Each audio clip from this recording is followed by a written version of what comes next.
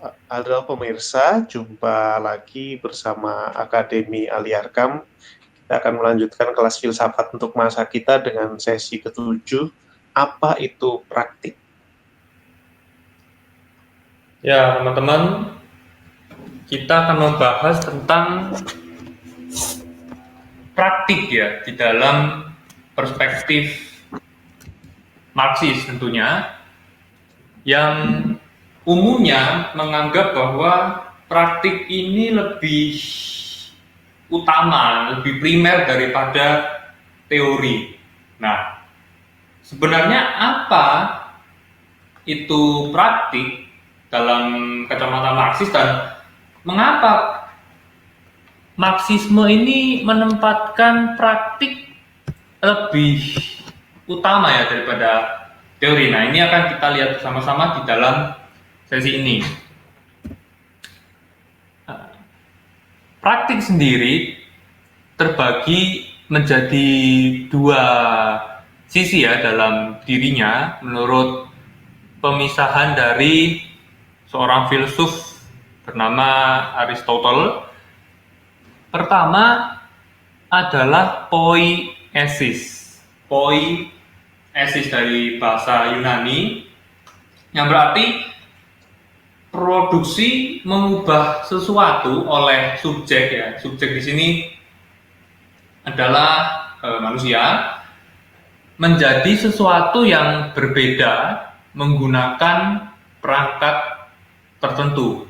Jadi adalah sebuah produksi oleh manusia untuk mengubah katakanlah batu menjadi sebuah rumah, menggunakan perangkat-perangkat tertentu yang menyertai di dalam proses perubahan dari batu menjadi rumah.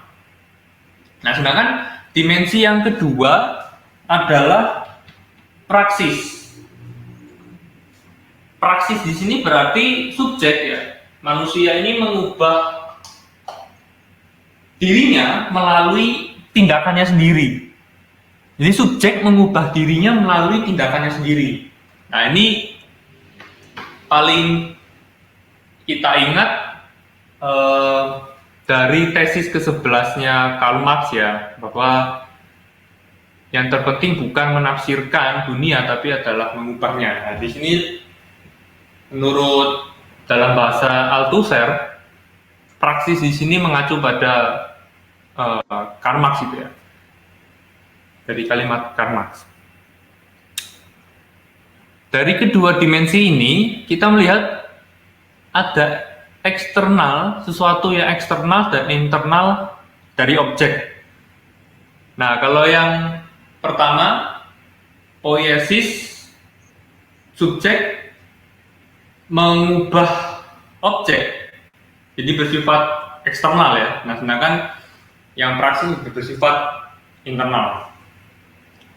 Nah, tapi dari kedua hal ini, dua dimensi ini, kita tarik benang merahnya dan kita dapati bahwa praktik ini adalah relasi yang aktif dengan kenyataan. Jadi praktik ini tidak pernah terlepas dari konteksnya, tidak pernah muncul atau tiba-tiba hadir dari kevakuman atau ketiadaan. Pasti ada kenyataan-kenyataan tertentu yang menyertai dari praktik yang tertentu pula. Dalam kaitannya dengan kenyataan, manusia tidak pernah lepas dari praktik dan juga teori. Praktik dan teori selalu hadir ya di dalam perjalanan peradaban manusia. Nah, melihat kedua hal ini, filsafat terpecah menjadi dua yang sudah umum kita ketahui, ada filsafat idealis dan juga filsafat materialis. Filsafat idealis lebih mementingkan kontemplasi pikiran yang akhirnya menentukan praktik-praktik tertentu manusia. Nah, berbeda jauh dengan filsafat materialis, di mana praktik ini yang menentukan pikiran, menentukan pengetahuan. Praktik inilah yang akhirnya melahirkan teori, ya, melahirkan pengetahuan, melahirkan atau menentukan kesadaran dari subjek manusia. Nah, inilah perbedaan yang sangat-sangat mencolok ya dari filsafat idealis dan materialis di dalam melihat keterkaitan manusia dengan praktik dan teori. Nah, tentu kita di sini tidak akan membahas atau menjatuhkan vonis mana yang benar, mana yang salah, mana yang bisa kita anggap sebagai hal yang sebagai sesuatu kebenaran mutlak dan sejenisnya dan senadanya. Tentu bukan itu di dalam pembahasan kita. Kita lebih menyoroti mengapa ya filsafat materialis ini bertumpu pada praktik yang akhirnya menentukan, mengondisikan kesadaran-kesadaran manusia. Karena praktik di dalam kenyataannya tidak pernah terlepas dari sosial, tidak pernah terlepas dari aspek sosial. Praktik selalu terikat pada keterhubungannya dengan masyarakat, dengan hal-hal yang lebih luas. Jadi tidak pernah bersifat individu. Berbeda misalnya dengan kita berpikir atau filsafat idealis yang melihat bahwa pikiran menentukan praktik, ya pikiran kita bisa lakukan itu secara individu tentunya. Namun jika praktik, kita tidak bisa melepaskan diri dari keterhubungan dengan masyarakat atau lingkungan yang lebih besar. Misalnya dalam proses pembangunan sebuah rumah, katakanlah begitu, seorang pekerja tidak akan pernah bisa lepas dari pekerja yang lainnya. Seorang pekerja yang bertugas untuk membuat batu bata, ya tentu tidak akan bisa lepas hubungannya dengan pekerja lain yang misalnya membuat semen atau mengecat dinding dan sebagainya. Semuanya saling terkait satu sama lain. Oleh karena itu, definisi praktik di awal dengan kali ini cukup berbeda, karena kali ini kita mendefinisikan praktik sebagai proses sosial yang menghasilkan produk tertentu. Adalah sebuah proses sosial yang menghasilkan produk tertentu. Dan praktik tidak bisa kita pisahkan dari relasi produksi dan daya produksi, yaitu alat produksi dan tenaga kerja atau buruh.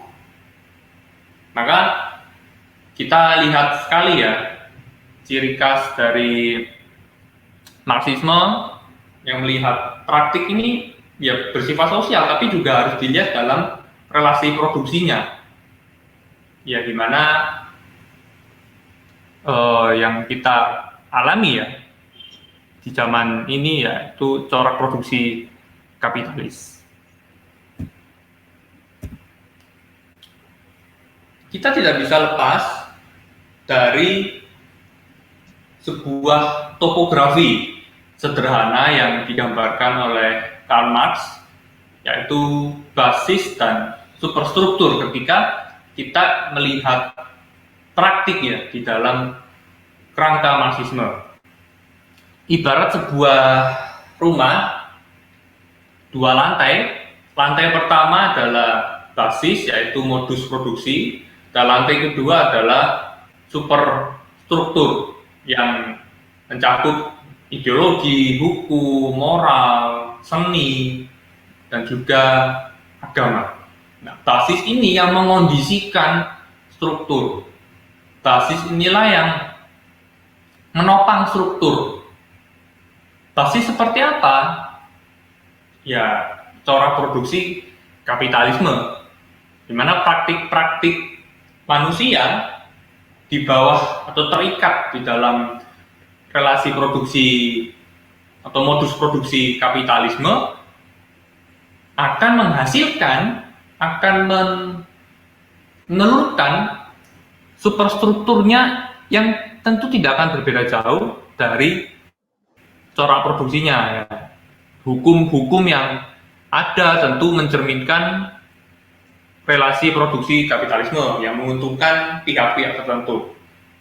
Kemudian misalnya agama, ya tentu saja tidak bisa lepas dari modus produksi yang dominan, karena konsep-konsep agama tentu kebanyakan akan turut melanggengkan modus produksi kapitalisme. Karena itu memang benar ya, bahwa praktik-praktik manusia ini yang akhirnya menentukan teori, yang akhirnya menentukan kesadaran. Dan kita bisa lihat secara sederhana dari topografi dari Karl Marx ini, basis dan superstruktur. Ya teman-teman, jangan lupa subscribe, like, follow, komen, add, dan share YouTube, Instagram, dan Facebook kami. Sampai jumpa di sesi berikutnya.